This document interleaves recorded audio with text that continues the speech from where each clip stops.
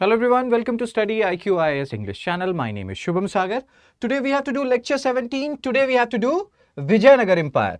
And if you people have followed UPSC's trend, especially right now we're talking about pre, so you will know UPSC loves Vijayanagar a lot. They ask a lot of questions on Vijayanagar. So up until now, what we have done, we have followed generally one source for every lecture, and that one source is our PPT. But today what we will be doing, we'll be doing our PPT. That will be our one source, right? But apart from PPT, we'll also be having a look at this particular NCERT, and this NCERT is class 12 chapter 7 NCERT. So we'll be using two sources today because again Vijayanagar is that important. So yes, let's start this particular session and we'll be discussing all the things, all the doubts which you people have. And as we have done earlier, what we have done earlier, that we have started our session with some questions, and in every session at least we are taking 10 questions, and those 10 questions are a combination of PYQs as well as practice questions. So let's start the session. First question of the day. Generally it is said that if you want to know which way UPSC is going or which kind of questions can come in your exam, in your UPSC CSE Civil Services exam, you have to look at CAPF, NDA, CDS questions. So this is a question asked in UPSC CAPF 2022, which will give you an idea in recent years which direction UPSC is going. So please solve this particular question and tell me what is the answer. Good evening, Bulbul. Who among the following composed the Prayag Prashasti of Samudragupta? First question of the day. We'll solve two questions and then we will dive into Vijayanagar Empire. Good evening, Sundaram. Who among the following composed the Prayag Prashasti of Samudragupta?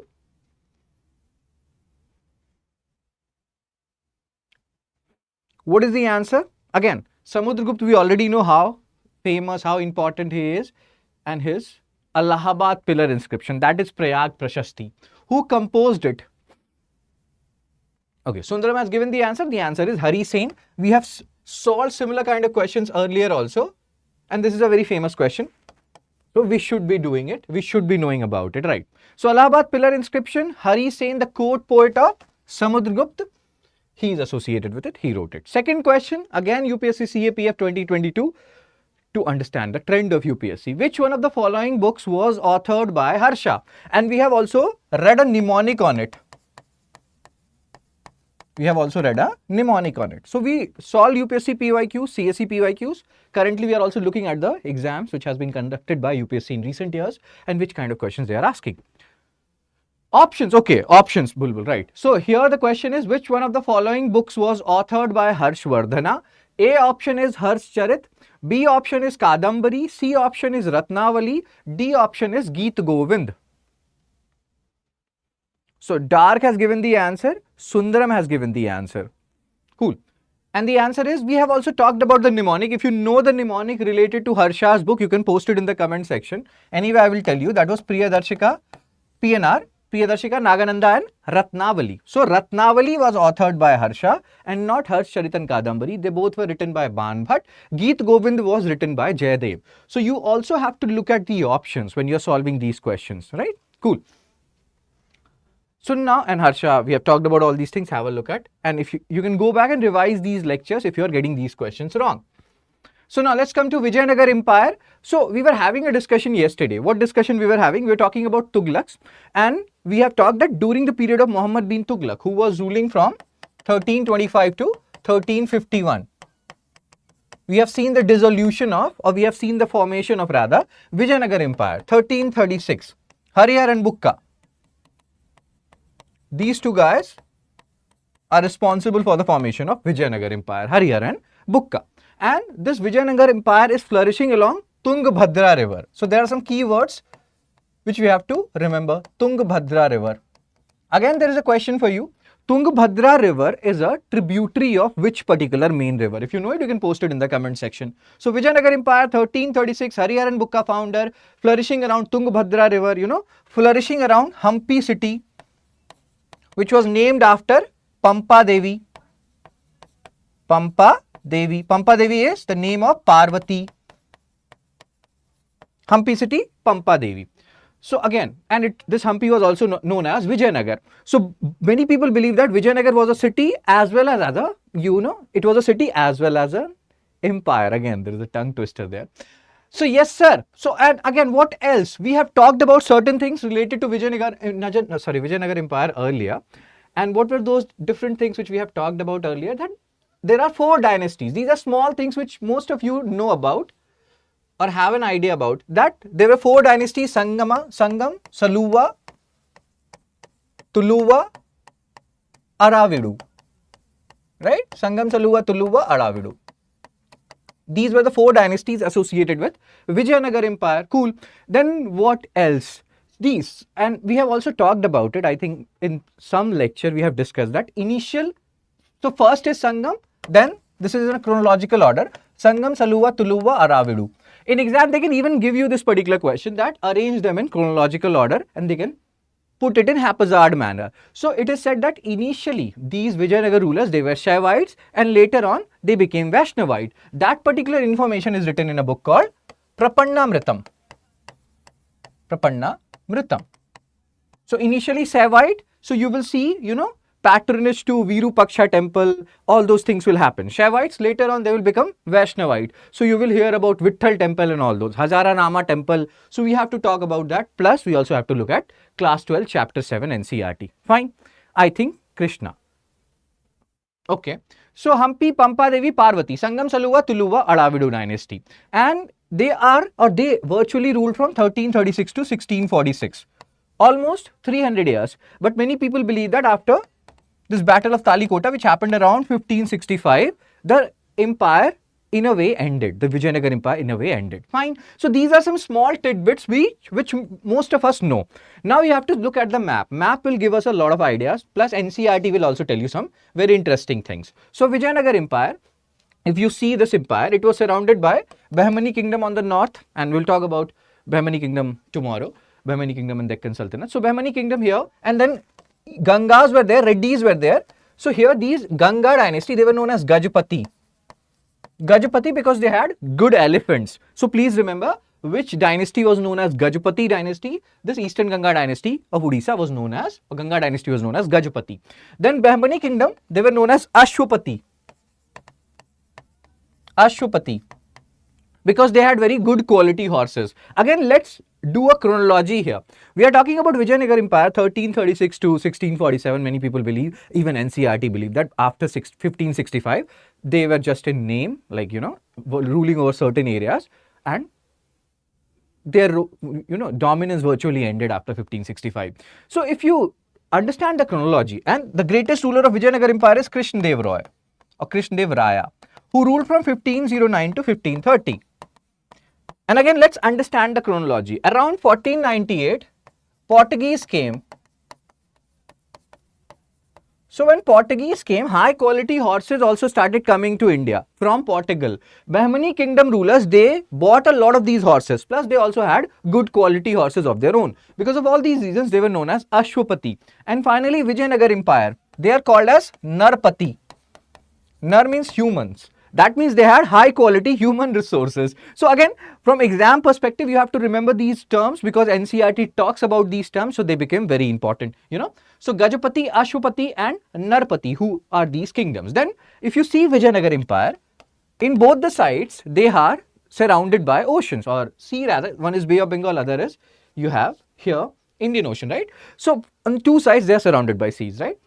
So there will be a term which will be attached to them because they have conquered in a way both the seas. So there are so many things which we have to understand here. When we will talk about Sangam dynasty, who is the most famous dynasty, or rather most famous ruler of Sangam dynasty, Deva Raya II, and why he is famous, why he is known as Gaj Bitikara, all these terms becomes important. When we talk about, let's say, Vijayanagar Empire ruler, Krishna Deva Raya, he wrote Abukta Malyada, he is known as Andhra Bhoja. Why he is known as Andhra Bhoja? Then there will be certain talks which is not known to many people. Fine.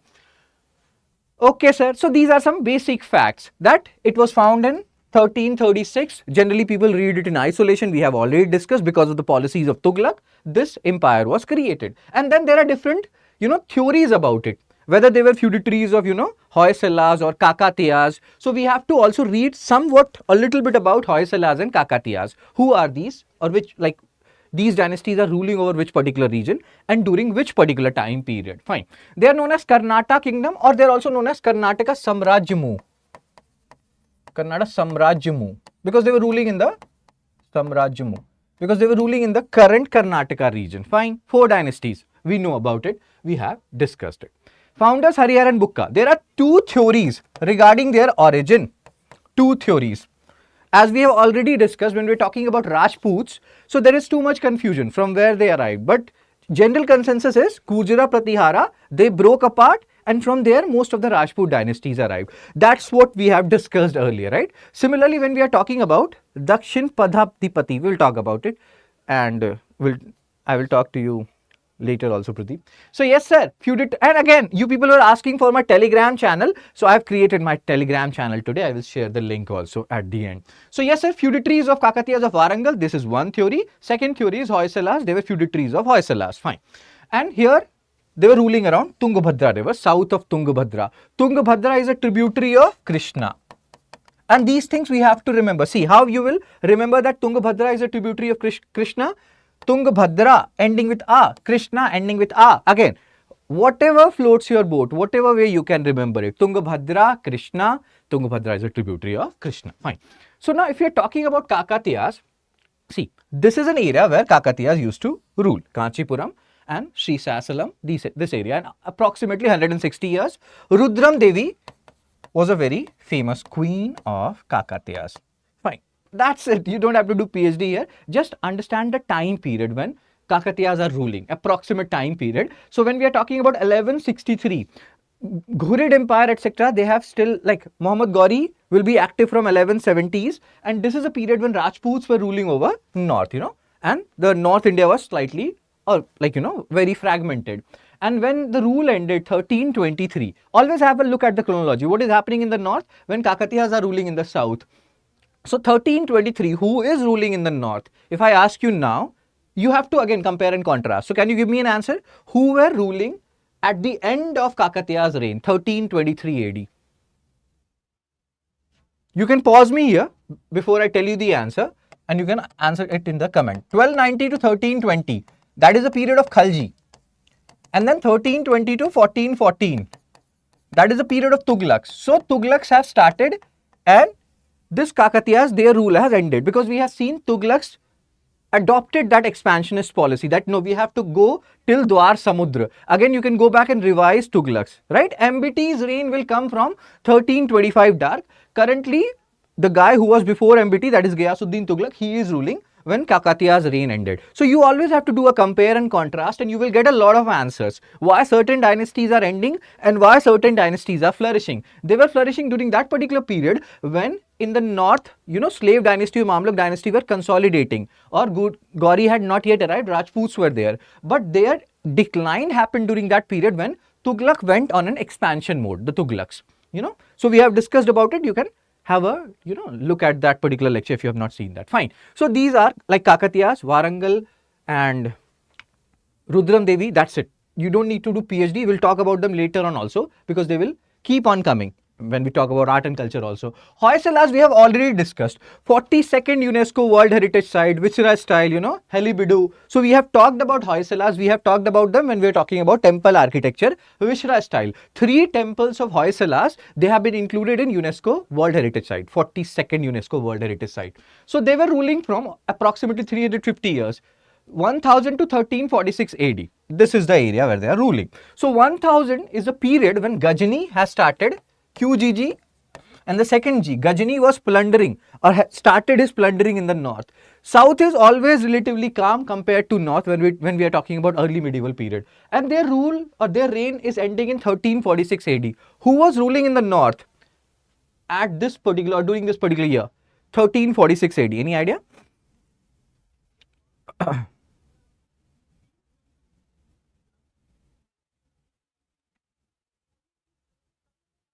1346. This way your revision will happen, which is actually very much needed.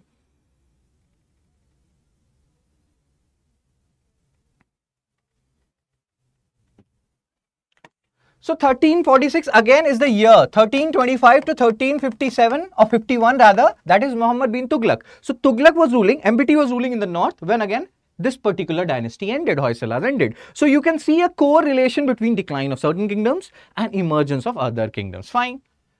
So now, Vijayanagar Empire surrounded by sea from both sides, and here we will talk about some terms related to them. Purv Paschim Samudradhishwara. So you can understand why they have been given this particular nomenclature or title. Later on we'll see some other titles. Hindu Suraratna and Hindu Suratrana. What does that mean? We'll talk about it. So Purv Paschim Samudradhishwara, master of eastern and western seas. Because if you see this, they are conquered both the eastern and western seas, Bay of Bengal as well as Arabian Sea and Indian Ocean. So again, please remember this particular nomenclature. Which particular kingdom is known as Purv Paschim Samudradhishwara? This is a name or this is a nomenclature which you have to remember. Fine. These things we have discussed, have a look at it. And now what they are saying, if you look at this particular slide, they will say that Bukka had defeated this and gained control over Goa in the west and Tungabhadra Krishna river. Again, there is a line somewhere here where they will talk about the controlled area south of Tungabhadra. For that, you have to have a, image of Tungabhadra. Where is Tungabhadra? When they are saying that the controlled area south of Tungabhadra, always look at the map. Generally, what happens? People look at this particular map, they don't look at Tungabhadra. Where is Tungabhadra? In this scenario, when you're looking at Tungabhadra, let's say, Krishna's tributary Tungabhadra. Krishna has other tributary Bhima. So you are also revising your geography portion. History and geography are merging here. Similarly, Kaveri, so they have different tributaries and you can have a look at tributaries of Kaveri. So this way geography and history, both will be getting revised. So they ruled south of Tungabhadra. And there were certain areas which were Doab region, like Krishna, Tungabhadra, Doab. So what is this Doab? Again, this is a term like more used in geography. Doab is a fertile region between two rivers. So here, let's say you have Krishna, here you have Tungabhadra. This particular region will be your Doab, Krishna, Tungabhadra, Doab. This is one of the Doabs. There can be multiple Doabs. So please remember these terms. Mahmud Beghada. Beghada, Gujarat. He was ruling in Gujarat, Sundaram. Cool. So now these are the dates. Here I will tell you where you have to be very aware. These dates, many people see it and they get confused by it. What are the things which you have to keep in mind? First of all, let's have a look at these dates. Sangam dynasty, Harihar, Bukka, they are the founders, fine. 1336. And then here, which ruler we have to pay a lot of attention to? Dev Roy II. He is very important. Dev Roy II. This guy. 1424 to 1446. When we talk about Virupaksha temple associated with Shiv, God Shiva. So see, many people believe that Dev Roy II, he constructed Virupaksha temple. That is not the exact truth or the actual truth. The truth is this Virupaksha temple existed from 7th century AD, and here we are talking about 15th century AD. So it was there from 7th century AD, but the major portion of Virupaksha temple was constructed by, or the patronage was given by Dev Roy II. So this is the correct statement which you have to keep in mind. Fine. Dev Roy II, greatest ruler of Vijayanagar Empire or Sangam dynasty rather. And then their rule will end in 1485. Here there is no issue with date. The issue with date will arise when we'll talk about Tuluva, to which Krishna Deva Raya belongs. So Saluva dynasty, they rule for around 20 years, but this is a hazy 20 years. Why hazy 20 years? Because if you see 1491. So you are saying Saluva is also ruling from 1491 onwards and Tuluvas are also ruling from 1491 onwards. So there is a hazy picture here. Tuluva Narsa Nayaka, he is the father. He is the father of Krishna Deva Raya. Veera Narasimha Roy, he is the elder brother of Krishna Deva Raya. Achyut Deva Roy, he is the half brother of Krishna Deva Raya. So again, please understand this. There is a hazy picture here. Some people believe that the father of Krishna Deva Raya, that is Tuluva Narsa Nayaka, he is the founder of Tuluva dynasty. Most of the people now believe that no. He was ruling over a small area when Suluvas were also ruling. But the real founder is Krishna Deva Raya's elder brother, that is Veera Narasimha Roy. He is the real founder of Tuluva dynasty. And then Krishna Deva Raya took it further. So please, here the stories or the date line is converging here, and don't be very careful about these dates because there is a question mark here. Some areas Saluva is ruling and some areas Tuluva. Fine. And then I keep on telling you about Bharat Ek Khoj, that watch Bharat Ek Khoj, Bharat Ek Khoj. So in Bharat Ek Khoj episode 30, they have talked about Vijayanagar Empire. And we have also discussed this particular thing, that Vijayanagar Empire surrounded by Bahmani kingdom, which is a Muslim kingdom. So many historians try to portray this Hindu-Muslim picture that Vijayanagar fought with, Deccan Sultanate, which came after the fragmentation of Bahmani kingdom. Those were Muslim kingdoms. This was Hindu Samrat, and the fight happened, Battle of Talikota and all those. So they try to give it a religious connotation. When we will see NCERT, you will realize that Vijayanagar Empire is known as establisher of Yavana kingdom. Please remember this line. Establisher of, I will tell you, establisher of Yavana kingdom. Again, you can see there are so many nomenclature or terms which you have to keep in mind. Establisher of Yavana kingdom. They can directly ask you this question and you'll be like, dude, what is this question? But it is there in class 12 NCERT chapter 7. So establisher of Yavana kingdom. First of all, tell me, what is Yavana kingdom? Who were referred to Yavana? We have talked about Yavana earlier. You know, question UPSC PYQ related to Yavana. Who were referred to Yavana? Any idea? Vijayanagar Empire is known as establisher of Yavana kingdom. Who were Yavanas?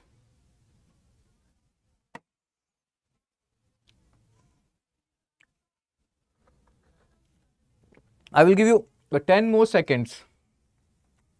NCERT is awesome. I will refer everyone and anyone to read that NCERT. I will tell you, we will read that NCERT together. But yes, if you want, you can post it in the comment section that you want and that particular chapter, which I will show you that chapter in a few moments from now. So Yavana, if you remember it, we have talked about one question, which of the following is called as Yavan Priya, that is dearer to Yavanas, and Yavanas, we used to say that Greeks were called as Yavanas. Greeks. But now the definition has expanded. When we are talking about Vijayanagar Empire, Yavana is not only about Greeks. Here, all the people who have come from outside, even the Muslim people who have come from outside, they are included in Yavanas. And since Vijayanagar Empire is playing a crucial role in who will be the king of different Deccan Sultanates during the period of, Krishna Deva Raya, that's why they were known as establisher of Yavana kingdom. I will show you NCERT where it is written. So please remember this thing, that when we are talking about Vijayanagar Empire per se, the definition of Yavana has expanded. It is not only including Greek people, it is including all the other people, most of the other people who has come from northwest, Islamic people included. And here Vijayanagar is called establisher of Yavana kingdom because they are, during the period of Krishna Deva Raya, they were deciding, or they were playing a crucial role in deciding who will be the king of Deccan Sultanate. But that everything will change when one particular guy will come and he will start ruling. Alia Rama Roy. Again, if you watch episode 30 of Bharat Ek Khoj, even when you have free time, you will realize that he was there during the period of Krishna Deva Raya also, Alia Rama Roy. I think he was, Krishna Deva Raya had a sister and Alia Rama Roy was married to that sister of his. You can confirm that particular theory. So Alia Rama Roy, he was a very shrewd person. During the time of Krishna Deva Raya, relationship between, Vijayanagar Empire and Deccan Sultanate, Bahmani kingdom has broken apart by then, was very good. Good. Like very is a, let's avoid very, was good. But during the period of Alia Rama Roy, he started, what he started doing was, there were different Deccan Sultanates, Bijapur, Ahmednagar, Golconda, Bidar, Berar. He started playing one against the other. And later on, all these 5 kingdoms, they realized that, okay, Alia Rama Roy is playing game with us. He's trying to, divide us on different issues. So let's unite and let's defeat Alia Rama Roy. And then happened the Battle of Talikota, 1565. And then virtually the rule of Vijayanagar Empire ended. So we'll see NCERT. Our thoughts, your thoughts doesn't matter. What NCERT says, that matters a lot. So I will show you the source. Again, you people are saying, Kritika is saying Greek or other foreigners. Earlier, Yavana were Greeks. Later on, they were expanded. Why we have this particular image? This was a movie during my time. Many of you would not have born at that time. So this is Govinda and that is the movie. The meaning here is UPSC loves Vijayanagar. Like you cannot ignore Vijayanagar and we have to be very attentive, and that's why this. So we are talking about Vijayanagar Empire, Sangam Saluva, Tuluva, Alavidu. We have a brief idea now. So Sangam dynasty, the greatest ruler, Deva Roy II. Deva Roy I not, Deva Roy II, 1424 to 1446. Again, let's try to understand the chronology. When Deva Roy II, 1424 to 1446, he is ruling. Who is ruling in the north? That matters a lot during this period. Like, so again, you can post it in the comment section. Think, put pressure on your brain. So again, if I tell you, you can pause me right now if I am, because I will tell you the answer. So again, if you think a little harder, because we have just discussed Delhi Sultanate in the last lecture and last to last lecture. So you will realize that 1414 to 1451, that was the time period when Sayyids were ruling. So when Sayyids were ruling, who were virtually the weakest Delhi Sultanate, Sayyids. That time Deva Roy II was ruling. And that may have played a very crucial role in why he became the most famous Sangam dynasty ruler. So everything is interrelated. More often than not, I have seen in my period, and people like study in silos. You have to understand if he is becoming stronger, what is the reason for it? We talk about Delhi Sultanate during that period. Was Delhi Sultanate weakened during Deva Raya II's reign? Yes, that is the answer, because Sayyids were ruling. And we have seen about Khijr Khan, how in the initial year he was so terrified of Timur and his descendant that he virtually did not even acknowledge that he has found his own dynasty. So these are the points which you have to keep in mind, and that will give you a conceptual clarity. So Deva Raya II, he is the greatest ruler, and the weakened Delhi Sultanate is also playing a crucial role in making him, powerful and more powerful. Fine. But still, it doesn't mean that everything is hunky-dory here, because we have already discussed via map that Vijayanagara are facing formidable rivals. Eastern Gangas, they are the Gajapatis, Bahmanis, and the further Deccan Sultanate, they are the Ashwapatis. So he is fighting a lot of people, and then later on he will take this title, Gajabiti Kara, the elephant hunter. Many people feel like this is a satire. Satire means because he defeated the Gajapati rulers of Odisha, that's why he took this Gajabiti Kara. It's not the literal that he hunted elephant. It's like he hunted those people who were having numerous elephants, So he defeated Gajapati rulers. That's why many historians believe that maybe he took this title, Gajabiti Kara. So there again, it's more than what meets your eye here. So he built a major portion. Again, we have discussed the debate related to Virupaksha temple. Temple had started building from like 7th century AD, but the major portion was built by Deva Raya II, and he is important. We have to remember this. Fine.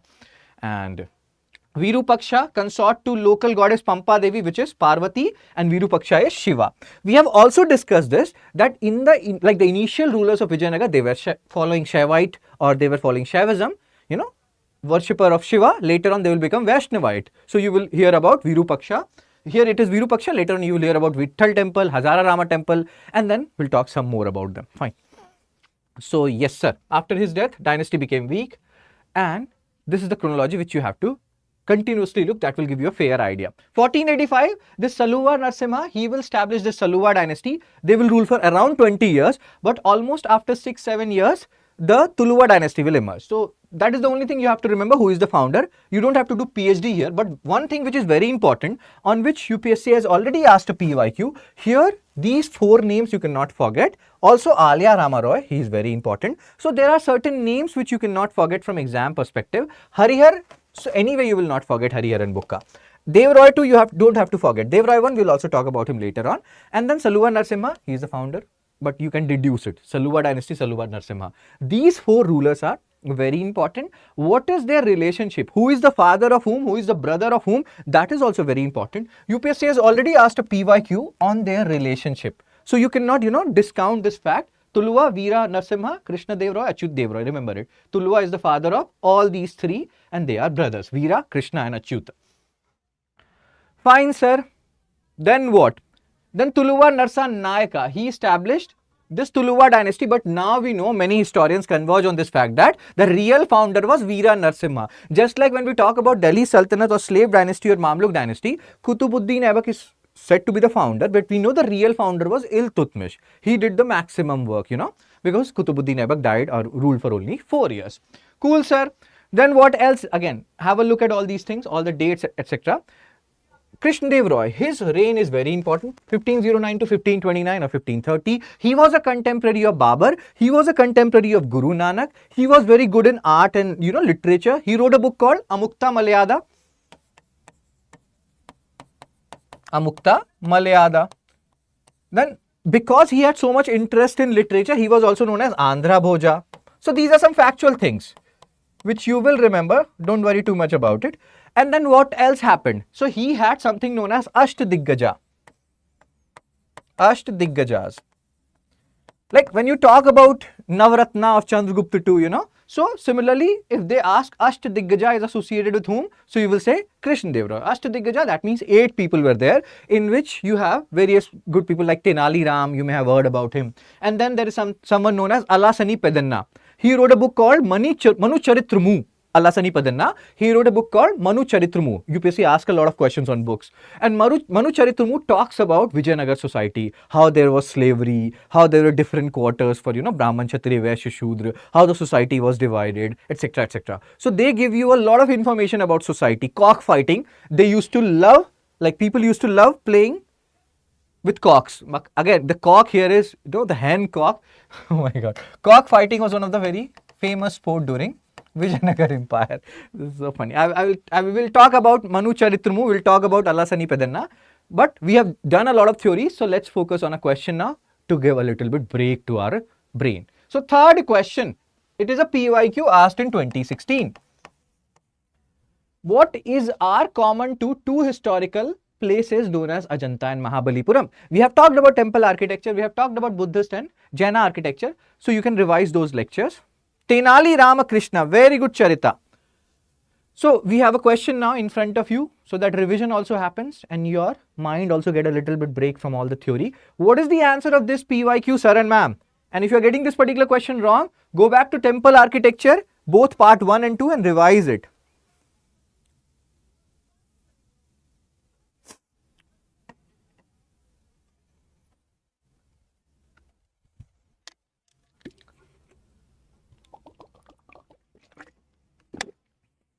Oh, I dropped some water.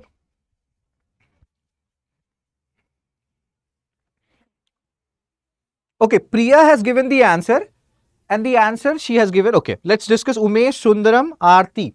So both were built in the same period. That is wrong, bro. We have discussed Ajanta. Satavahanas built some caves, 3 or 4 caves, 24-25 caves built by Vakatakas. Vakataka ruler Hari Sen. And Mahabalipuram, most of the rock cut architecture were built by Pallavas. Much later, bro. So first is wrong. If first is wrong, eliminate option. You're left with B and D. Both belong to same religious domination. Again, you don't even have to check second now. Just check the third. Both have rock cut monuments? Yes, both have rock cut monuments. So the answer is B, 3 only. Please go back and read or watch those two lectures rather. Temple architecture part 1 and temple architecture part 2. Buddhist and Jaina architectures. Fine. So third question, answer is B. Let's come back to what we were doing. So we are talking about the greatest ruler of Vijayanagar Empire, Krishna Deva Raya, who belonged to Tuluva dynasty, which was founded by his father, but the real founder was his brother. So 1509 to 1529 or 1530, 20-21 years reign it was, but it was a very happening period. He played a crucial role.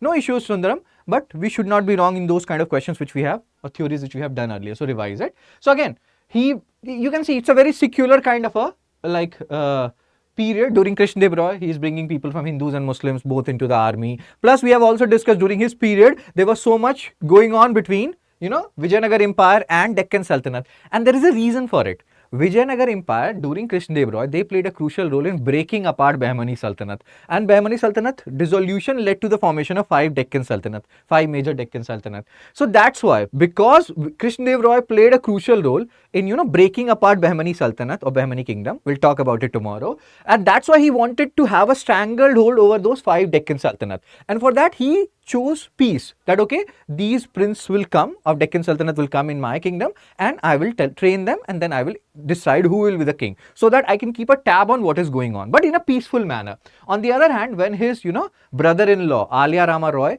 he will become who will be the Aravidu dynasty, who will ensure that Battle of Talikota happens. He will make these Deccan Sultanate fight with each other. That won't go for long. Fine. So again, successfully defeated invasion. He was a Vaishnavite. Now see here, what we have discussed earlier, what a book called Prapannamritam says, that the early, Vijayanagar rulers, they were Shaivites. Later on, they became Vaishnavite. And you can see it here. You can see what Prapannamritam was trying to say. Krishna Deva Raya belonged to later Vijayanagar rulers because he is from Tuluva dynasty. Sangam, Saluva, Tuluva, Aravidu. And you can see he was a Vaishnavite. And fine. So he is known as Andhra Bhoja because he has too much interest in art and literature. He himself wrote Amukta Malyada. He gave patronage to Alasani Pedanna, who wrote Manu Charitramu, Tenali Ram, all these guys. Now, tell me one thing. Where have we talked about Raja Bhoj? So, he is known as Andhra Bhoj. We have talked about Raja Bhoj when we have talked about Rajputs. Which dynasty Raja Bhoj belonged to? You have to remember these things, bro. You cannot forget it.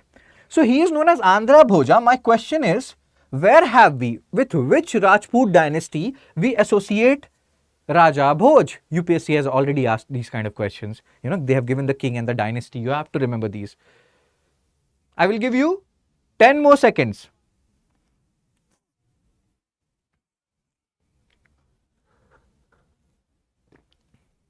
Raja Bhoj belonged to, as Dark is saying, Paramara dynasty. So please revise, please revise. Don't forget, you people should not be a fan of Gajni, short-term memory loss. You have to remember these stuff for a longer period, at least for 3 more months, more than 3 months, bro. So Ashtadiggaja, Navratna, Chandragupta 2, we'll talk about Navratnas later on also. They can ask you, Ashtadiggaja is associated with whom? The answer is Krishna Deva Raya. So 8 great people, great, intellectual kind of people he had in his court, and we have to know about some of them. Allasani Pedanna is very important because his book Manu Charitramu talks about the society of Vijayanagar. During Vijayanagar Empire, you people already know, so many foreign travelers arrived, Fernão Nunes, Domingo Paes, Duarte Barbosa, Abdur Razak. Who is this Abdur Razak? Is he the Pakistani baller Abdur Razak? And that is his reincarnation? No. He is different Abdur Razak. So all these guys came. They have their own theories. But still, Manu Charitramu gives us a lot of information about, Vijayanagar society, because he was our own guy. Other people, they have their own, thinking and perspective, etc. Fine. Pingali Surana, Tenali Ramakrishna, blah, blah, blah, we'll talk about it. Secularism. And we have already discussed different examples of secularism earlier also. Like when we will talk about Congress sessions, 1885, your first Congress session, Umesh Chandra Banerjee, he is the president who is a Hindu. 1886, Dada Bhai Naroji, he is the president who is a Parsi. 1887, Badruddin Tayyabji is your Congress president who is a Muslim. And 1888, George Yule is the president who is a Christian. So, 4 people, 4 different religions. That is also an example of secularism. Secularism is there in your GS mains paper. So all these things. No issues, no issues. Just make sure, Charita, that you revise the earlier lectures. All of those lectures are there in the playlist. That is free prelims crash course or complete prelims crash course by Shubham sir. That would be the name. Fine. So after his death, Achyut Dev Venkat succeeded the throne. Achyut Dev Roy, you have to remember, and then remember Alia Rama Roy. During the reign of Alia Rama Roy, who is supposed to be the brother-in-law of Krishna Deva Raya, he started the combined forces of Deccan Sultanate defeated him. And why that happened? We have just discussed a little bit about it, how he used to play one Deccan Sultanate ruler against the other. We'll see NCERT, you will understand more about it. This battle is known as Rakshasi Tangdi or Rakshasa Tangdi. Rakshasa Tangdi is the other name of the place called Talikota. So Talikota, which is known as Battle of Talikota. And Talikota is also known as Rakshasa Tangdi or Rakshasi Tangdi, and that's why this battle is also known as Battle of Rakshasi Tangdi or Rakshasa Tangdi. So please remember this. Fine. Then what else? Aravidu dynasty ruled, but they ruled virtually in name. After Alia Rama Roy, their power declined to a great extent. Many people say that, okay, cool, we understood the story that during the period of Krishna Deva Raya, there was so much bonhomie between, Vijayanagar Empire and Deccan Sultanate. And Alia Rama Roy did not do a good thing by ensuring that they were fighting against each other. But still, the way they ransacked Hampi, that was not at all allowed. That was so wrong. The way these Deccan Sultanate rulers, they ransacked Hampi. If you go to Hampi even now, you will realize what they did was completely barbaric. You can use that word. They could have done whatever they wanted to do with Alia Rama Roy, based on whatever he was doing, according to different books. But they should not have, demolished or ransacked Hampi to that an extent. That was actually brutal, to say the least. You will understand when you will see the images of Hampi after Battle of Talikota. Completely ransacked. And again, if you want to know more about it, just, this particular lecture is not from UPSC perspective. It is for entertainment perspective, from entertainment perspective. Episode 30, Bharat Ek Khoj. This guy whom you are seeing, he is Alia Rama Roy in that particular episode. Alia Rama Roy. And Bharat Ek Khoj based on discovery of India.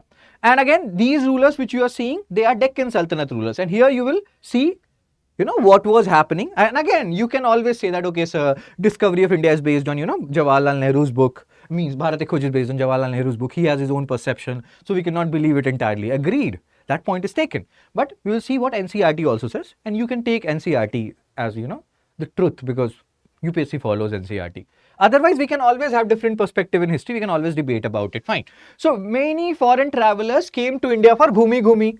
Ghumi Ghumi means for traveling. And so many good things have been written about Hampi. There are many travelers who said that after Rome, Hampi is the best town in the world. At that time, and it actually was. And that's why it's so, shameful what happened to Hampi after Battle of Talikota. And that's why people feel so angry about Deccan Sultanate. Why they did what they did to Hampi. Because it was a flourishing town. One of the best in the world, if not the best. According to some scholar, they even said that it surpassed Rome at that time, Hampi. And we'll talk about these travelers. There is a mnemonic which you have to remember, FDD. FDD. You remember FD, fixed deposit, right? So just remember FDD. So Fernão Nunes, Domingo Paes, Duarte Barbosa, all these travelers, they came from Portugal. So we are talking about Domingo Paes. I've told you about Fernão Nunes and Duarte Barbosa. These three travelers are actually very important, and sometimes they will ask you, this particular traveler is from which particular place. Sometimes they give you match the following. So remember FDD, fixed deposit, plus one more D. Fernão Nunes, Domingo Paes, Duarte Barbosa, they were from Portugal. Now it will make things easier for you to remember the other travelers and from where they arrived. Fine. We'll talk about these travelers, what they said when we are looking at NCERT as well. Fine, sir. And then here is the talk, Battle of Talikota. And here the reasons are given why Vijayanagar Empire was, defeated. Many people believe that Vijayanagar Empire will win. But first of all, Alia Rama Roy, again, if you see Bharat Ek Khoj, you will realize he was too complacent. He was like, how can they unite? I have divided them. I have created enmity among them, And then they actually united, these Deccan Sultanate rulers. And then they felt like, no, we are very powerful, we will defeat them. But they did not. These guys, they had elephants. We will see images also of NCERT. So they had too many elephants. And we have seen in the case of Deccan Sultanate Bahmani kingdom, they were known as Ashwapati. They have very high quality horses. These horses ensured swift movement and, swift killing. On the other hand, it is said about the Vijayanagar Empire elephants that sometimes they would kill their own soldiers. They are not discriminating whom they have to kill. They can kill your soldier also, and they are so heavy that you will not be able to remove them. That, okay, get off me, no. If they want get over you, or if you are inside them, or below them rather, inside is not the correct word, you will die. So hope you can understand. Same thing again, let's rewind a bit. What are the reasons why Vijayanagar Empire was defeated by Deccan Sultanate rulers? So there are multiple reasons. The complacency of Alia Rama Roy, and it is not as prosperous, Vijayanagar Empire, as it was during the period of Tuluva dynasty or Vijayanagar, means Krishna Deva Raya in particular. So trade has declined to a certain extent. They have lower or inferior quality horses, and this you will see. In fact, I will show you an excerpt of Amukta Malayada, which is there in NCERT, where in fact Krishna Deva Raya is saying in that excerpt, that particular excerpt of Amukta Malayada, that we have to ensure that people who are coming from abroad with their horses, that they are selling it to us and not to the enemies. So in a way, many people, when they are reading that particular excerpt which is given in NCERT, they are realizing that, okay, oh my God, he is in a way doing the prophecy. He's telling what is going to happen in the future. That's exactly what happened. Higher quality horses, this is given as one of the prominent reason why Vijayanagar Empire was defeated, apart from the complacency of Alia Rama Roy. So these are some point. Fixed demand deposit. Very good, Charita, which we have to keep in mind. And again, the points are written. You can have a look at it. Now let's solve one question and then we'll talk more about all these things. Fourth question. Who of the following founded a new city on the south bank of a tributary to river Krishna and undertook to rule his new kingdom as the agent of a deity to whom all the land south of river Krishna was supposed to belong? I know it's a big question, but yes. What is the answer?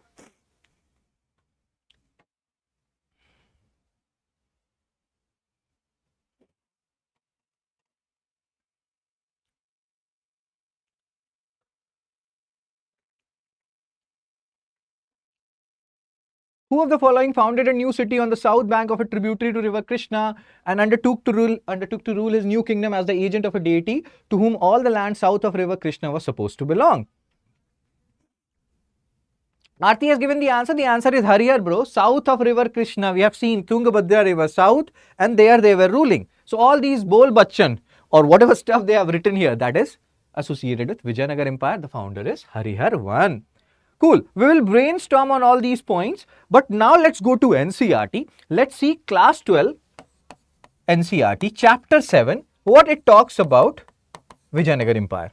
Because Vijayanagar Empire is that important, that's why we are also looking at NCERT. So what I have to do is, okay. Just give me a second.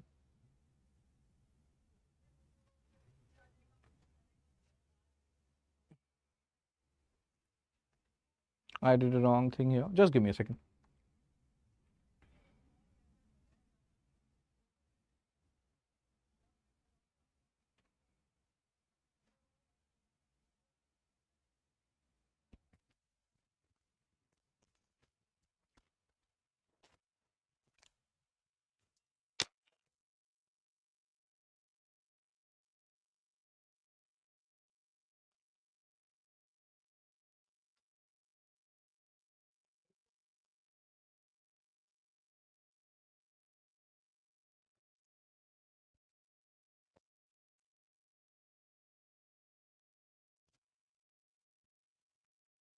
इसको ना minimise कर दीजिए ना.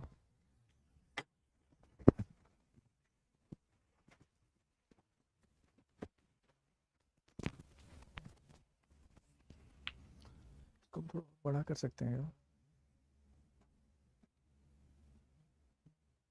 Cool.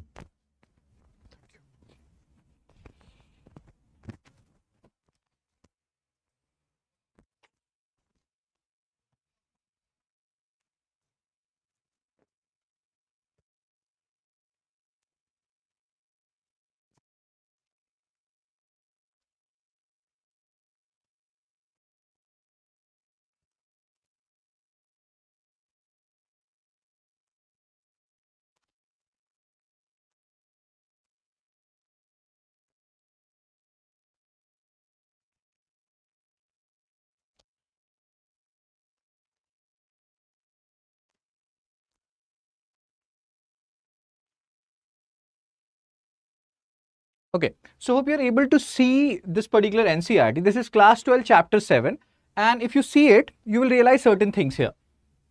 So what are the things which you can realize here, or what is NCERT writing here? They are writing that it is Vijayanagar Empire. They are from 14th to 16th century. So when you're talking about 14th century, that is starting from 1301, you know.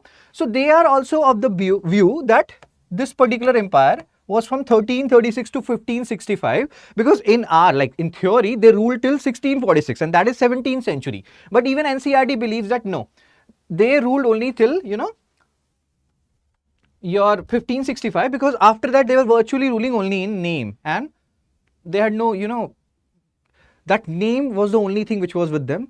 They were ruling over a very small portion, and Sangam Saluva Tuluva Aravidu dynasty, you know, after Battle of Talikota, the name was just on paper. The existence was very reduced to a very small region. Fine. So here, what are the things which are important from exam perspective? First of all, Hampi named after Pampa Devi, and this we have already discussed, that Pampa Devi is the name of goddess Parvati, and initial rulers were Saivite. Later on, they converted to Vaishnavite, and that is written in the book called Prapannamritam. This we have discussed earlier.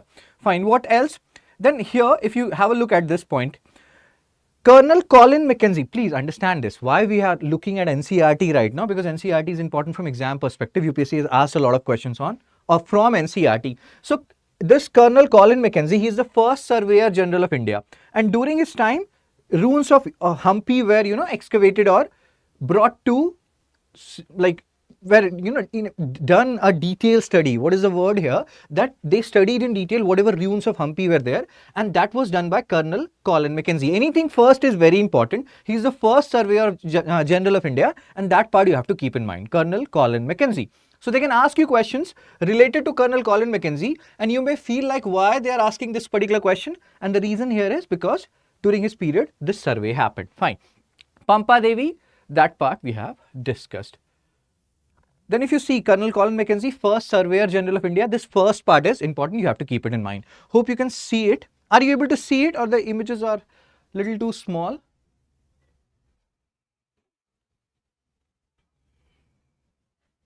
Do tell me in the comment section, are you able to see it or not, or should I enlarge it further? Is it okay now? Can you see it now?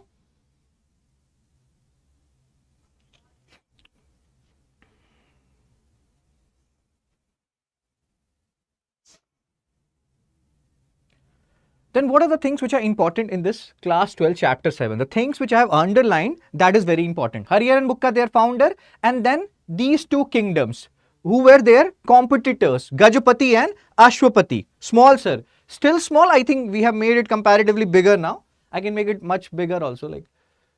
Fine. So Gajapati and Ashwapati, this is the term which you have to keep in mind. Karnataka Samrajimu is associated with Vijayanagar Empire. They are also known as Karnataka Kingdom, and this also we have discussed when we were discussing the slides. Fine. What else? Again, if you go to temple architecture part, there in temple architecture, what we have discussed. Let me enlarge it further. So there in the temple architecture part, what we have discussed? We have discussed that Pallavas and Cholas, they constructed temples. But the later rulers, be it Pandyas or Vijayanagar Empire, they constructed some temples. More often than not, what they did was, in the existing temple, they added more and more Gopurams or gateways. So here is the Gopuram or gateway of Brihatswar temple at Tanjore, created by Chola Rajas or Chola kings. And we have talked about this Gajapati, Ashwapati and Narpati fact. Kindly enlarge a bit, sir. I have enlarged it. Is it now okay, or do I enlarge it so much that it will come and hit on your face, bros? So here, this part. Elephant, horses and men. Which particular dynasty is known as Ashwapati? Which particular dynasty is known as Narpati? Which particular dynasty is known as Gajapati? All these points are important. Gajapati, Odisha kingdom, and Ashwapati, Deccan Sultanate, and Rayas were called as Narpati. This also we have discussed. Fine. Then what else is important from NCERT, like this particular NCERT? See, horses, import of horses. 1498, Portuguese have arrived. And even before that, we were trading horses from Arabia. And here there are terms like Kudirai Chettis, who are known as, or who were, or Kudirai Chettis were associated with what? No, it's fine now. Good. So, Kudirai Chettis, local community of merchants. Pay attention to these words. Portuguese are here now, and sometimes Krishna Deva Raya was very apprehensive of these foreigners. He was like, we don't know what their intentions are. And you will see when he is writing certain things in Amukta Malayada. Fine. Vijayanagar was also noted for its market dealing in spices, textile and precious stones. Please pay attention to the underlined areas. Those are important. And then we'll go back, once we are done with this, we'll go back to the PPT. Sangam dynasty, again, these things we have already discussed. That Sangam, Saluva, Tuluva, Adaviru dynasty was there. Sangam dynasty, and they were the first dynasty. Deva Raya II was the greatest king of Sangam dynasty. Krishna Deva Raya belonged to Tuluva dynasty, fine. And now see here. This is the excerpt which NCERT has given, where NCERT is talking about this Amukta Malayada book written in Telugu by Krishna Deva Raya, and see how he is in a way predicting this particular battle of Talikota. So he is saying that a king should improve the harbors of his country and so encourage, again, you can look at all the things.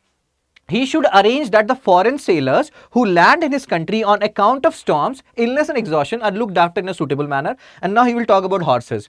Make the merchants of distant foreign countries who import elephants and good horses be attached to yourself by providing them with daily audience, present and allowing decent profits. Then those articles will never go to your enemies. And that's what happened. These good quality horses were taken by Deccan Sultanate, which played a crucial role in the defeat of Vijayanagar Empire in Battle of Talikota. So in a way, Krishna Deva Raya was writing his prophecy in this Amukta Malayada. Fine.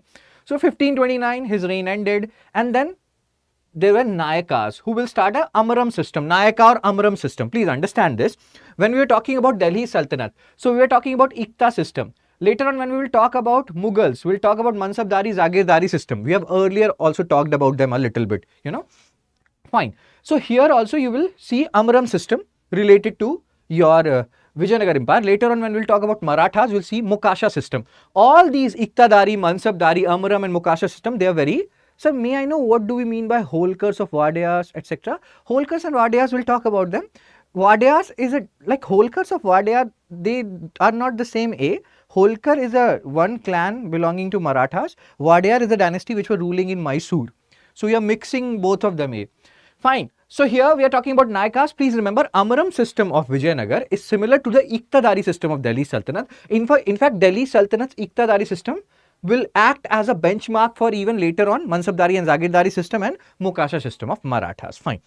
So let's continue. 1565, Rama Roy, Alia Rama Roy, the minister of Vijayanagar, led the army into battle at Rakshasi Tangdi. We have talked about this, which is known as Talikota, Battle of Talikota, where his forces were routed by the combined armies of Bijapur, Ahmednagar and Golconda. And please pay attention here, there are certain things which you have to keep in mind.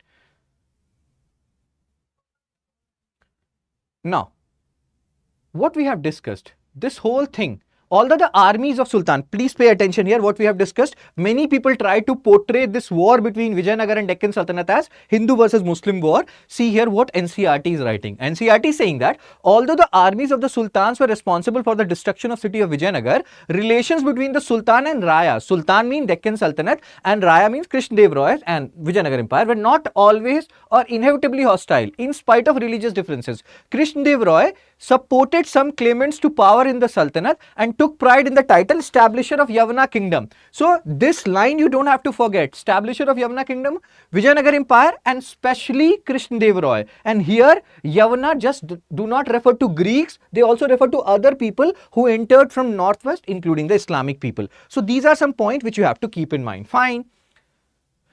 Similarly, Sultan of Bijapur intervened to resolve succession disputes which happened after the death of Krishna Deva Raya. So things were good for a certain period of time. Because of Alia Rama Roy, things changed. And again, we have discussed this. In fact, the Vijayanagar kings were keen to ensure that stability of the Sultanate and vice versa. It was the adventurous policy of Alia Rama Roy, who belonged to the last dynasty, that is Aravidu dynasty, who tried to play off one sultan against another, that led the sultans to combine together and decisively defeat him. And that's why we discussed what we discussed. Fine, Saran ma'am. Then Rayas and Nayakas.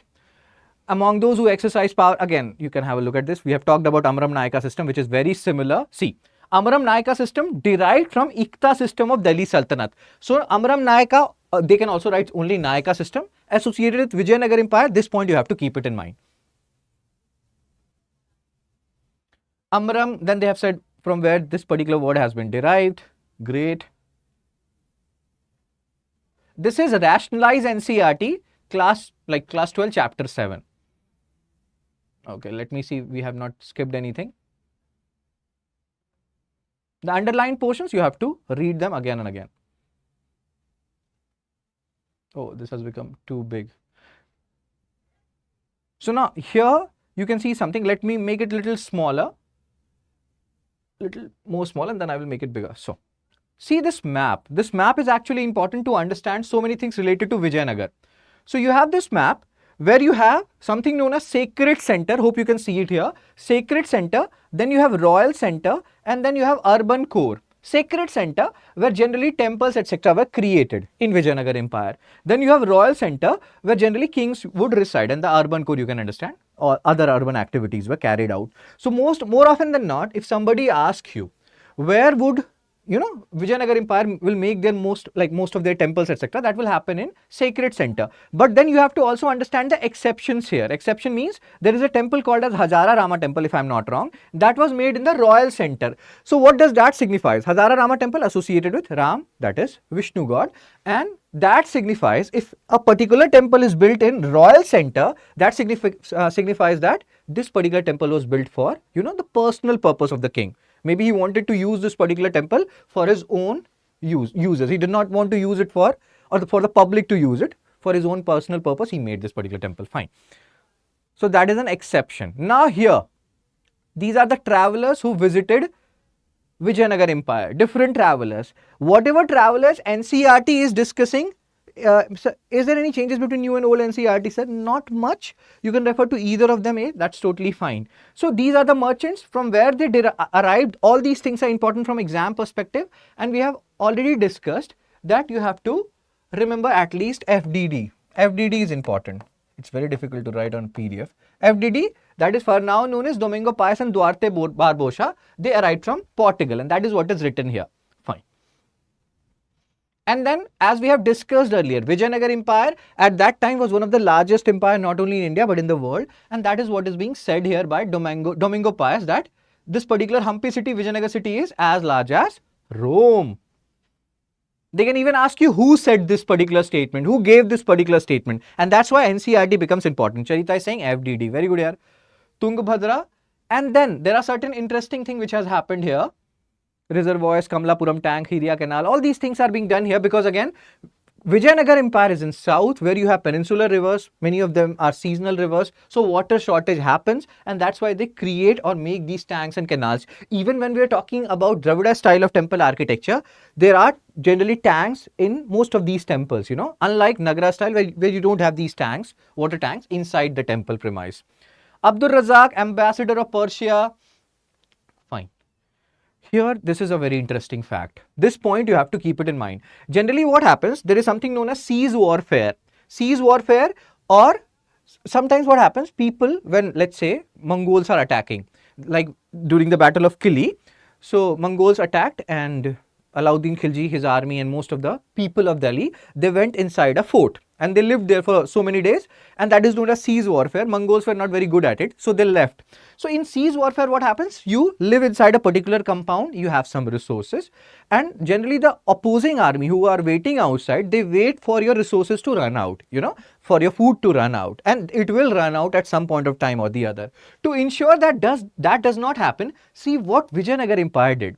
So when you are fortifying a particular area, so you are keeping with yourself some grains or some storage. Here they have fortified even agricultural lands, that within a fort they have some lands also. Let's say a war happens for 60, 70 or 100 days and the army are outside the fort, the opposing army. In that scenario, Vijayanagar Empire has no issues. Our food will never run out because we have our agricultural tracts inside this particular fort, which is very unique, which very rarely happens because agricultural tracts are huge. That shows their forts were huge, and this is said by Abdul Razak. So they can ask you, which was that particular kingdom which has agricultural tracts inside their means forts, and that was Vijayanagar Empire. You are not realizing the big, this is actually a very, very big thing. So the most significant about this fortification was that it enclosed agricultural tracts. Most of the cities, most of the kingdoms, if they have forts, they will have grain storage, all these things. But very rarely somebody has agricultural tracts inside their forts. Abdul Razak noted that between the first, second and third walls, they are cultivated fields, garden and houses. And why they are doing that? There is a reason also which is written in NCERT. The objective of medieval sieges was to starve the defenders to submission. So I am standing outside your fort and I will stay there for 100 days to ensure that your food run out, everything run out, and then you have to come out of the fort to get some, important things. That will not happen in this case because they have agricultural lands here and they will keep on growing stuff. So this was actually a very genius idea by Vijayanagar Empire, which you have to keep in mind. Fine, sir. And their architecture was Indo-Islamic secular architecture. Some of the Hindu mandapa were acquiring Islamic, attributes and vice versa. That is what is written here. You can have a look at it. Tombs and mosque, see here, tombs and mosques located here have distinctive functions, yet their architecture resembles that of mandapas. Again, if you go back to temple architecture, we have talked about, shikhras, garbhagriha, mandapas. Mandapas are known as jagmohanas in Udiya or, the Kalinga architecture. So mandapas, before you enter the garbhagriha, the hallways which you encounter, they are mandapas. And tombs and mosques resemble that of mandapas. So both the religion are acquiring each other attributes. Oh, just a second.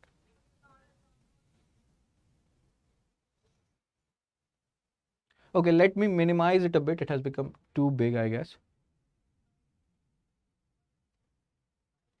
Let me see how much you can see. Fine. So Royal Center, etc. Again, here there will be some keywords which you have to keep in mind. I will show you those keywords. So there are different terms which you have to understand. There is something called as Mahanavami Dibba or audience hall, So they can ask you, Mahanavami Dibba is associated with whom? Kalyana Mandapa is associated with which particular kingdom? So you have to understand Mahanavami Dibba is associated with Vijayanagar Empire, and many people believe that maybe during the period of Mahanavami, Durga Puja, Dashera, they were doing some celebration there. But again, what is Mahanavami Dibba? What was the actual uses of Mahanavami Dibba? That is still an enigma. We are still deducing it. Most of the people don't know about it. Fine. Mahanavami Dibba associated with Vijayanagar Empire. That's what you have to remember, and this is Mahanavami Dibba. What else is NCERT saying? And then Lotus Mahal. There is something called as Lotus Mahal there. Many people believe that maybe kings and his subordinates, they were meeting there and they were having some discussion. Dances, wrestling matches, maybe those happened in Mahanavami Dibba as well. See here, what we have discussed, all the things which we are discussing right now is a speculation. So was the Mahanavami Dibba that stand today the center of this elaborate ritual and all those stuff? So again, they have given all that stuff, you can read it. See the last line, like some of the other structures in the Royal Center, it remains an enigma. It's still, people are still confused. What does this Mahanavami Dibba actually stands for? And we are still trying to deduce it. Same goes with Lotus Mahal. People now believe that historians are not quite sure. This is your Lotus Mahal, what the building was used for. And again, there are speculations that maybe people were meeting, king made his advisor in this Lotus Mahal. What is important from our perspective, from exam perspective, that we remember Mahanavami Dibba, Lotus Mahal associated with which particular empire? Vijayanagar Empire. And again, this point also we have discussed, that there were, Royal Center, Sacred Center, Urban Core in Vijayanagar Empire. Most of the temples were there in Sacred Center. But in Royal Center also, there is an exception, that is Hazara Rama Temple is located there.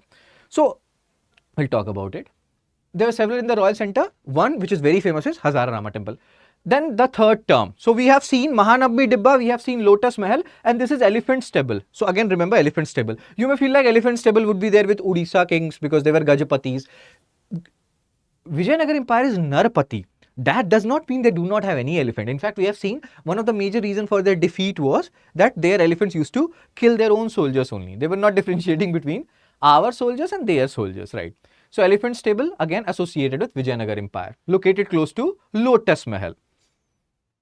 What else is important? Let it open. So Hazara Rama Temple, one of the most spectacular, again tongue twister, of the temple which is actually located in Royal Center is Hazara Rama Temple. So please remember, most of the temples were in Sacred Center, but there are exceptions. Hazara Rama Temple is that exception, and this is also showing a shift from Shaivite to Vaishnavite, and this is an indication that maybe Hazara Rama Temple was created during the period of later Vijayanagar rulers, because early Vijayanagar rulers were Shaivites, later Vijayanagar rulers were Vaishnavite. This we have discussed multiple times now. What else, sir? So again, we have discussed the important parts here.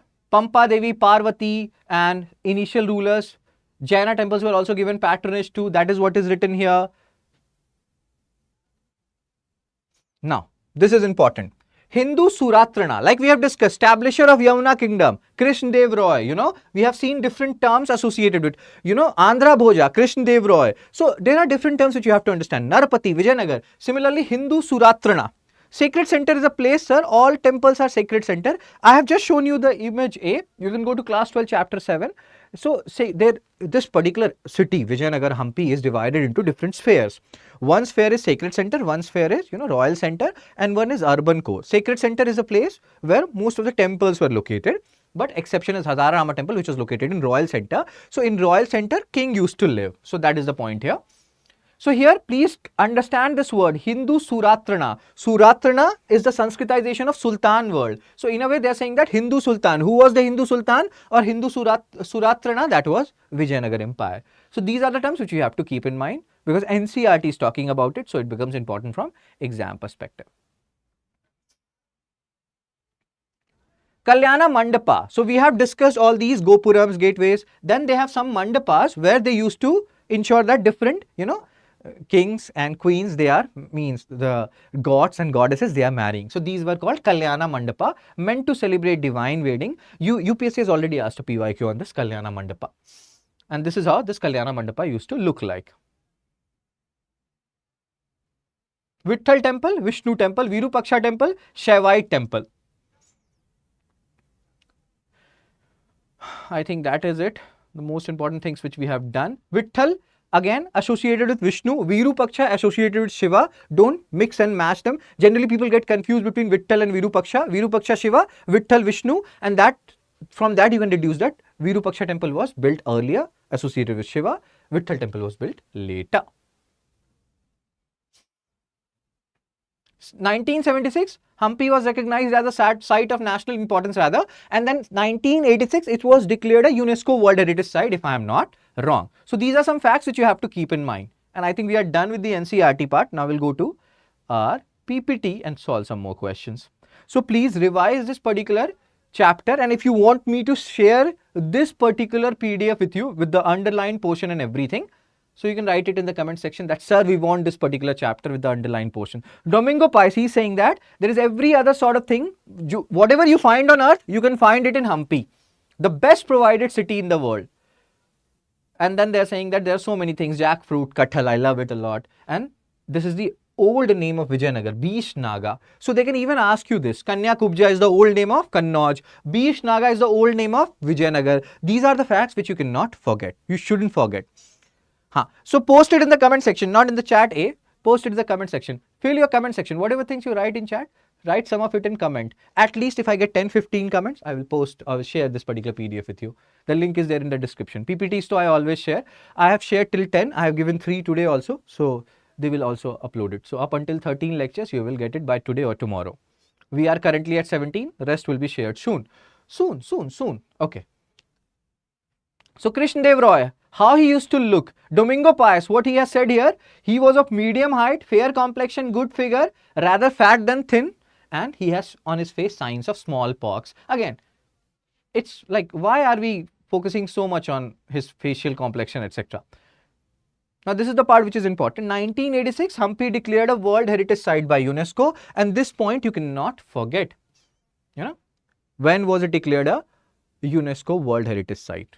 Cool, sir. So that is it for NCERT, this particular chapter, very important chapter. Let's go back to our PPT now. So let's brainstorm. Brainstorm means now we have to talk about some other things. We'll also take a history optional PYQ on Vijayanagar Empire. That will give you a much more clarity when it comes to Vijayanagar Empire. So Neelkanta Shastri, Bhutanstein, they are some scholars who have given different perspective about Chola dynasty, Vijayanagar Empire, and what they are talking about. So Neelkanta Shastri is talking about centralization, that Vijayanagar Empire was centralized or highly centralized, Cholas were highly centralized. Bhutanstein is saying that no bro, they are highly decentralized, they are mere ritual figures outside the core area. So what they have done is, they have said that, let's say this is Hampi city, this is Hampi city and this is the core area, then this is the peripheral area. So they are saying that in this particular, Bhutanstein is saying this, that in this core area only, Vijayanagar king or Chola kings, they are active or they are popular or they are powerful. Outside their core area, in the peripheral area, they are ineffectual figures. Now the historians say that neither Neelkanta Shastri is correct, who is saying that Vijayanagar Empire or Chola Empire is very centralized, neither or nor Bhutanstein is correct. He is saying that king is an ineffectual figure, or inefficient figure outside the core area. He is also not exactly correct. The answer lies somewhere in between. So this part you have to understand what Neelkanta Shastri is saying about Chola Empire or Vijayanagar Empire, what Bhutanstein is saying about, Chola Empire or Vijayanagar Empire. Fine. Then Amaram system we have discussed. It's very similar to ICTA system. NCERT has talked about it, so we should know about it. Again, the similar kind of system. These Nayakas or the soldiers, they would, take revenue from the people, keep a certain portion for their soldiers, etc., and send the remaining portion to the king. Now, there was a history optional PYQ on Vijayanagar Empire, which will give you so much clarity that you will be able to eliminate options even in pre. So the question is something like this: discuss the social dynamics in Vijayanagar Empire. So here there are different divisions. Social dynamics, the royal court. If you talk about royal court, so there are different scholars like Niccolo Conti. He says that the royal court was very, magnificent, very beautiful. And then he also talks about the slavery system which was there in Vijayanagar Empire. He said that, okay, Amaram war, exactly. Amaram here is a system, it's not exactly a war. Amaram is a system just like Ikta system, Charita. And yeah, Amaram, Mokasha, Ikta Dari, Mansabdari, you can compare them. So Niccolo Conte is talking about slavery, he is talking about magnificent courts which are there in Vijayanagar Empire. Then what about caste system? So Allah Sani Pedanna, we have talked about his book, which is Manu Charitramu. Manu Charitramu. So Allah Sani Pedanna in his Manu Charitramu, he is talking about the caste system, that caste system exists. Brahman, Kshatriya, Vaishya, Shudra is there, and there are separate quarters where these different Varnas and castes, they live. Domingo Poyes, then he has started talking about Brahmins, women folk, that is the girls who, or the women who belong to Brahman Varna. He said that they are very beautiful, but they live in seclusion and they don't mingle much with the men community, and they are living in their own seclusion. And that's why this particular Shahid Kapoor guy, he's saying that this is Gandhi Baat. Who is Domingo Pius to comment on our women folk? These kind of things should not be tolerated, and that's why Shahid Kapoor is condemning this statement by Domingo Pius by saying Gandhi Baat. Then position of women. What was the position of women? Whenever we talk about any particular empire, we have to understand the position of women. The position of women was good or bad, or subordination of women. Upinder Singh ma'am says that subordination of women is a known feature of almost all historical society. The point is degree of subordination. So here also subordination of women is there. Here also you have Sati system. Here also you have Devdasi system, where girls were given to gods and they belong to the god. But according to many scholars, I am not saying that, in some societies, in some kingdom, this Devdasi system turned into prostitution, etc. So again, subordination of women, bad condition of women, dancers. But there are exceptions. Like there was a woman called Ganga Devi who wrote a book called Madhura Vijayam. So exceptions are always there, but more or less subordination of women was there. Position of women, compared to men was not that encouraging. How women are treated, exactly. Amusement, how they used to enjoy themselves. They cannot, work 24 hours. Work hard, play harder. That was the motto of Vijayanagar Empire. They used to do a lot of cockfighting. Whenever I say this word, I laugh a lot because people think cockfighting is this, where two cocks are fighting. See, This was one of the most famous sport during Vijayanagar Empire. Why I'm telling you these? Because UPSC in pre, they will ask you this, that during this period, Vijayanagar Empire, cockfighting used to happen. You'll be like, no, no, no, what are you saying? Shame, shame. No, not shame, shame. This is exactly correct. Cockfighting used to happen. They used to love it a lot. And then festival and fairs. Domingo Pius, what he has said about Krishna Deva Raya, that he would wake up early in the morning and then he would go for exercise and martial art and whatever training and sword training. Before that, he would apply gingerly oil on his body, and then he would drink also some gingerly oil. So I was like, dude, what the heck is this gingerly oil? This is gingerly oil. Anybody has used gingerly oil? I have never used it. So if you have used it, you can post it in the comment section, whether you can drink it or not. Krishna Deva Raya used to drink it. He was very powerful. But on his face, he had signs of smallpox, as that author said in NCERT. Okay, sir. So religion, we have discussed this, that there was a book called Prapanamritam where they have talked about how early Vijayanagar rulers, they were Shaivites. Later Vijayanagar rulers transferred to or became Vaishnavite. That also shows intense competition between Shaivism and Vaishnavism. In Hinduism inside, or like inside Hinduism only, we are having or seeing a competition or fight between Shaivism and Vaishnavism. Generally, the competition happens between Hinduism versus Buddhism versus Jainism versus Islam versus Christianity. But inside Hinduism, you are seeing the fight. That is what is being depicted by Prapanamritam. Fine. Oil is cold for body, sir, used to remove heat. Okay. So Barbosa, now this is the secular aspect. We have already talked about secularism and all those stuff. So Duarte Barbosa, what he is saying, king allows such freedom that every man may come and go and live according to his own creed without suffering any annoyance and without inquiries, whether he is a Christian, Jew, Moor or Hindu. What is Moor? If you know it, you can post it in the comment section. Now, let's solve some questions. Fifth question for the day. Match list 1 with list 2 and select the correct answer using the quotes given below the list. List 1, list 2. List 1, A. Ikta. And here it is written 1 Marathas, B. Jagir, 2 Delhi Sultans, C. Amram, 3 Mughals, D. Mokasha, 4 Vijayanagar. And there are the codes which are given. So A is A3, B2, C1, D4. B is A2, B3, C4, D1. C is A2, B3, C1, D4. And D is A3, B2, C4, D1.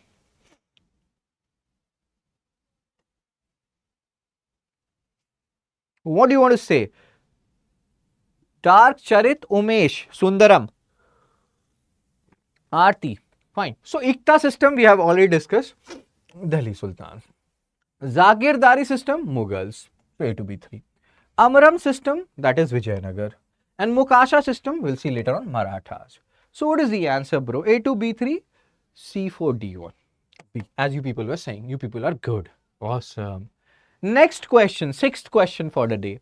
Consider the following statement. First statement, Narsimha Saluva ended the Sangam dynasty and seized the throne for himself and started the Saluva dynasty. Second statement, Veera Narsimha deposed the last Saluva ruler and seized the throne for himself. Third statement, Veera Narsimha was succeeded by his younger brother Krishna Deva Raya. Fourth statement, Krishna Deva Raya was succeeded by his half brother Achyut Roy. Which of the statements given above are correct? A 1, 2, 3, B 2, 3, 4, C 1 and 4, D 1, 2, 3, 4.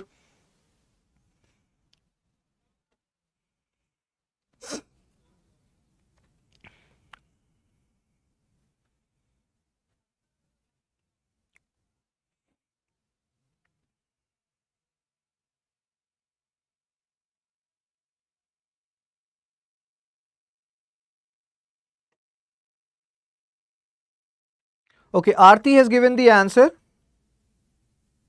Dark has given, Umesh has given. So, Narsimha Saluva, he started Saluva dynasty, we know. First is correct. If first is correct, let's eliminate some option. We are left with A, C, D. Veera Narsimha deposed the last Saluva. Let's say you have a doubt on this. Third is Veera Narsimha was succeeded by his younger brother Krishna Deva Raya. Again, go back and see Sangam Saluva Tuluva dynasty chronology. You will realize that third is correct. If third is correct, let's eliminate some option. You're left with 1, 2, 3 and you just have to check for 4.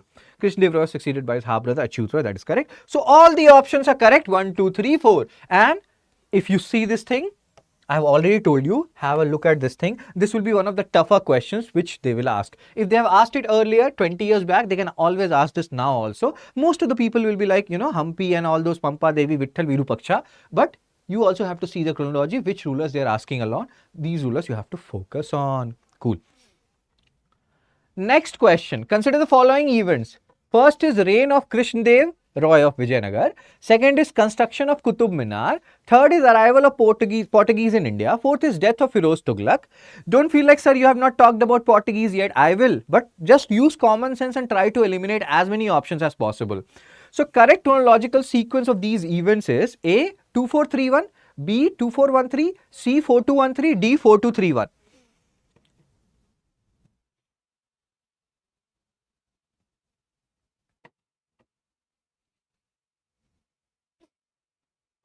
First, reign of Krishna Deva of Vijayanagar. B, construction of Qutub Minars. 3, arrival of Portuguese in India. 4th, death of Firoz Tughlaq. Correct chronological sequence. Dark has given the answer. So, let's see. Let's try to understand things in a certain manner. Arrival of Portuguese in India 1498. Death of Firoz Tughlaq 1388. 1351 to 1388, you know. Reign of Krishna Deva Raya started from 1509 till 1529, you know. And construction of Qutub Minar started during 1206. Qutbuddin Aibak started it and Iltutmish completed it. And it is based on Qutbuddin Bakhtiyar Kaki Sufi set, not on Qutbuddin Aibak per se. So what is the answer then? 2431A. So again, this is a question which you can do because you have a rough idea about death of Firoz Tughlaq. You should revise Delhi Sultanate. Construction of Qutub Minar also, we have talked about it. Arrival of Portuguese, maybe even if you have not talked about it, even then you could have solved it. But we have talked about it today. Arrival of Portuguese, fine. So the answer is A. Eighth question. Building Kalyana Mandapa was a notable feature in the temple construction in the kingdom of. We have just seen it in NCERT. Building Kalyana Mandapa was a notable feature in the temple construction in the kingdom of.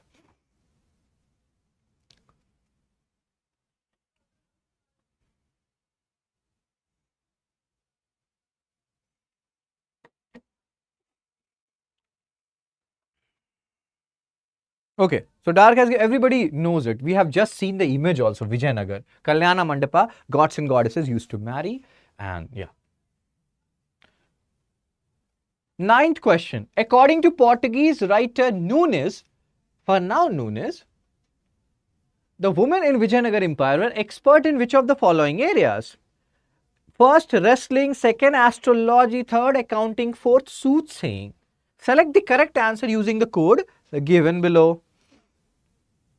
A123, B134, C2 and 4, and D1234.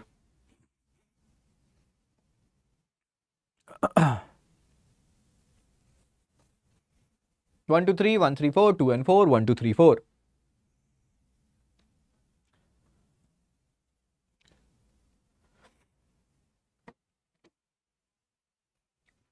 So they were expert in which of the following areas, bros? See, these are the kind of questions where you have to understand, even if one woman does soothsaying is predicting the future if I'm not wrong, accounting, astrology, then this has to be correct. So Portuguese writer Nunes, he is writing in general terms. So he's saying that they're expert in everything. He cannot say, none of the girls or none of the women, how can he say for sure? So these are very general kind of a questions, like what, Kalidas said and what other guys said, or these kind of questions come. So always use your common sense. Like, he is saying that they were expert in which of the following. So if I say that no, they were not expert in soothsaying, even if one Vijayanagar Empire girl or woman does soothsaying, this particular, statement, the fourth will be wrong. So there is a very, very, very high probability of all the four statements or four option being correct. So that's how you also eliminate option. Hope you're understanding what we are saying. These are the kind of questions where the probability of all options being correct is very high. It's very, very difficult to negate any of these statements, right? So the answer here is D, 1, 2, 3, 4. Women were used to do everything, wrestling, astrology, accounting, soothsaying, everything. 10th question. Which of the following phrases defines the nature of hundi generally referred to in the sources of the post-Harsha period? Hundi, an advisory issued by the king to his subordinates. B, a diary to be maintained for daily accounts. C, a bill of exchange. D, an order from the feudal lord to his subordinates.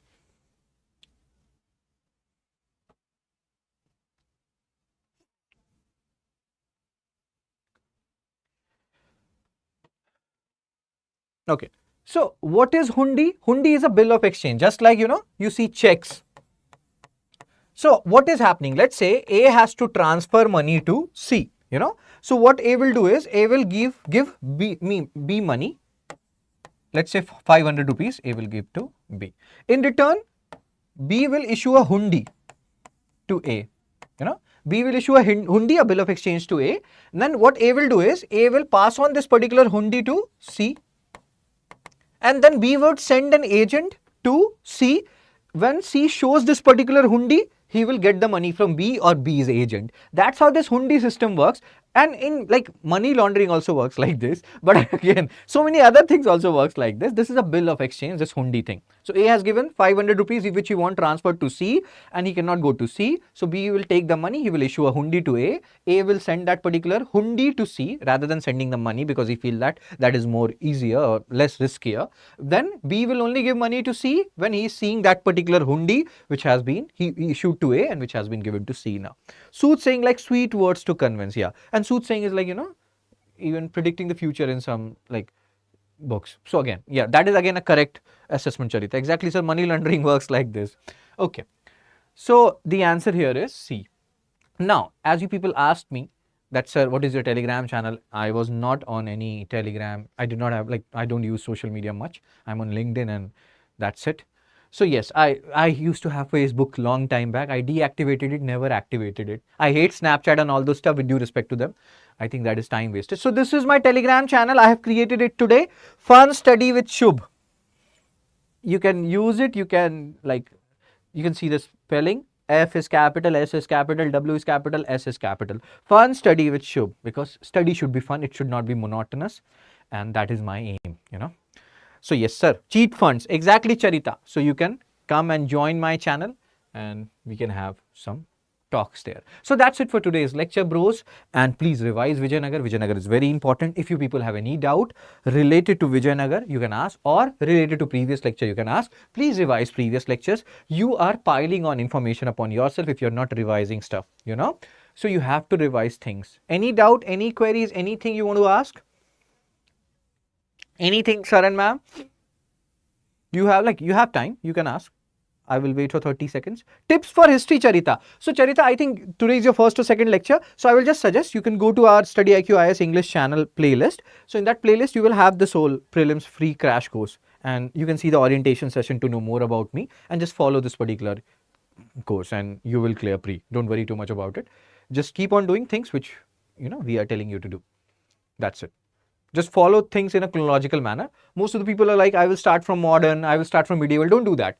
Start in a chronological order, because now UPSC, earlier what used to happen, UPSC used to ask a lot of questions from modern. Ancient medieval were ignored to a certain extent. But now they can ask questions from any area. They have become very unpredictable in that regard. So you have to pay equal attention to every domain. It's not like modern has to be. Earlier we were like, read from 1885 to 1947. That is the most important part. Forget everything else. Now it's not the same. You have to read almost every portion, Sir, I have doubt there are many terms like whole curse of something, etc. We will discuss. Follow all the lectures. We are just saying whole curse of something. Don't say like that in the comment section, bro. Many people will get offended. Holkar is one of the clans of Marathas. Marathas were divided into different clans. Confederacy is the right word. So Holkar were one of the confederacy. So when you read about them, then you will understand them, So the one thing is you have to read about them. Okay. And Holkar of something means they belong to that particular region. That is the meaning here. But yes, they are Marathas. Any other query? When constructed, thank you, sir. When constructed Mahabalipuram? Mahabalipuram constructed, you are talking about the rock cut architecture. So we talked about this in the temple architecture lecture, Sundaram, that Mahabalipuram Pallavas are associated with it. Mahendra Varman 1, Narsim Varman 1, Narsim Varman 2, they are the kings who are associated. So 6th, 7th and 8th century AD. That is the time period when most of these rock cut architecture were constructed in Mahabalipuram. So, sir, please explain those terms in upcoming classes, sir, please. Yes, sir. We are going in chronological order, sir. So, when Marathas will come, we'll talk about them. Don't worry. We'll talk about Peshwas. We'll talk about everything. Revise everything properly, the previous lectures also, so that things don't get piled up. Right? Learning can be both informative and interesting, sir. Yes, sir. And that's why I named my Telegram channel Fun Study with Shubh. It should be fun. That is the major intention, Kritika. Pull a case in two. Why are we talking about Pulakeshin 2 here? AEOL inscription. Anything else? I have taken all the doubts which you people have. So you can always take all these doubts. That's how things happen. We means do the class, we solve questions, PYQs plus practice questions. At the end, I take your doubts, the people who are attending my classes for the first time. Fine. So I think that's it from my side. You people asked all your doubts. I will see you people tomorrow. Take care. Be blessed. Tata. Bye bye.